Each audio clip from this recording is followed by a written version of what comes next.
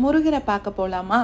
சஷ்டு பிறந்ததுக்கப்புறம் என்னோடய ஹஸ்பண்ட் குலதெய்வம் திருப்போரூர் முருகர் கோவிலுக்கு இப்போ தான் ஃபஸ்ட் டைம் கூட்டிகிட்டு போகிறோம். மார்னிங் 10 o'clockலாம் கோவிலுக்கு நாங்கள் ரீச் ஆகிட்டோம்.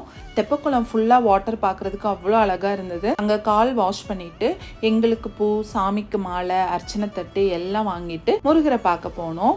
ஷனுக்கு கோயிலையே ரொம்ப பிடிச்சது இந்த விளக்கேற்றுறது.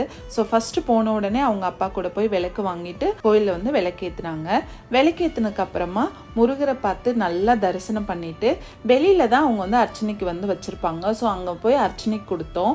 ஷனுவும் சஷ்டுவும் நடந்து போகிறத பார்க்குறதுக்கே மனசுக்கு அவ்வளோ சந்தோஷமாக இருந்தது. நாங்கள் ரொம்ப ப்ரேயர் பண்ணி தான் சஷ்டு எங்களுக்கு கிடைச்சா. ஸோ 2 பேரையும் பார்க்குறதுக்கு எங்களுக்கு அவ்வளோ நிம்மதியாக இருந்தது.